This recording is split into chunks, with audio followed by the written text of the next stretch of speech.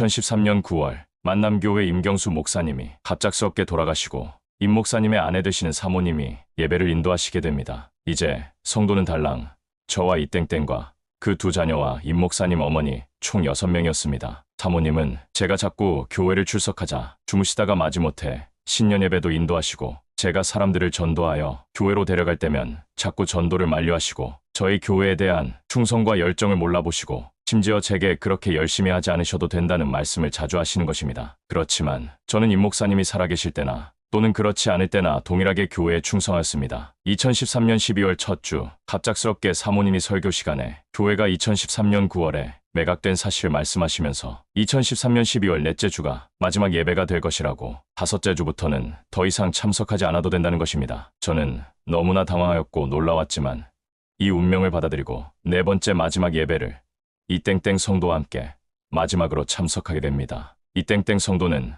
다른 교회를 선택하였고 저는 갈 교회가 없는 상태였습니다. 이제 12월 마지막 주인 5번째가 되었고 저는 이미 끝난 교회를 향해 저도 모르게 습관상 홀로 차로 달려가게 됩니다. 교회에 도착하자 교회는 어두웠으며 아무도 없었습니다. 제가 사택의 문을 열자 사모님과 두 자녀들이 있었습니다. 제가 교회에 붙어있는 사택에 들어가자 임 목사님의 그 두 자녀들이 얼마나 당황하는지 저는 왜 주일 예배를 드리지 않느냐고 예배 드려왔다고 말하자 그때서야 사모님이 진짜 마지막 예배를 인도하시게 됩니다. 그때 사모님은 자기는 담주부터 땡땡교회 전도사로 가게 되었으며 교회를 매각한 돈으로 땡땡빌라를 구입하였다고 제가 몰랐던 모든 사실을 상세하게 말씀해 주셨습니다. 그리고 며칠 후 2013년 12월 27일 예수님으로부터 교회 개척을 명령받게 되어 새롭게 구성되는 성도님들과 영적인 운명을 맞이하게 됩니다. 그리고 몇 년이 흘렀는지 모릅니다. 그렇게 신실했던 사모님과 두 자녀들에 대해 하나님께 물어볼 기회가 있었는데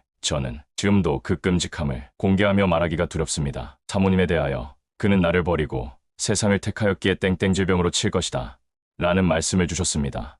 물론 이 말씀에 대한 진위 여부를 판정할 수는 없습니다. 이제 영적으로 그렇게 신실했던 아들과 딸에 대한 하나님의 말씀이 나를 더 놀라게 하였습니다. 지금 그 아들에 대한 하나님의 말씀을 기억나지 않지만 그 딸에 대한 하나님의 말씀을 어느 정도 기억나는 것이 있습니다. 그의 딸에 대하여 그는 세상의 욕망으로 가득 차 오래전 나를 떠났다. 저는 이 말씀에 너무나도 놀라서 이 말씀만큼은 도저히 믿을 수 없었습니다. 그리고 다시 세월이 흐르게 됩니다. 저는 제게 임한 그 말씀들의 사실 여부를 당연히 확인할 수 없었으며 그러고 싶지도 않았습니다. 그러다가 페이스북을 통해 우연히 그 딸의 과거를 보게 됩니다. 자기 아버지가 임종하신 그 다음 해부터 그의 페이스북에는 남자 가수들의 사진들로 가득 차 있었고 네일아트 같은 여성 미의 세계로 가득 차 있는 것입니다. 저는 한때 같은 신앙의 동지들이 그렇게 타락했었다는 사실로 몹시 실망을 하게 됩니다. 결국 자기가 살 집, 자기의 신랑감, 자기가 사는 세계를 몹시도 사랑하는 자들이 오늘날 우리가 함께 신앙생활하는 영적인 동지들인 것입니다. 문제는 그렇게 세상을 사랑하면서도 하나님을 사랑한다고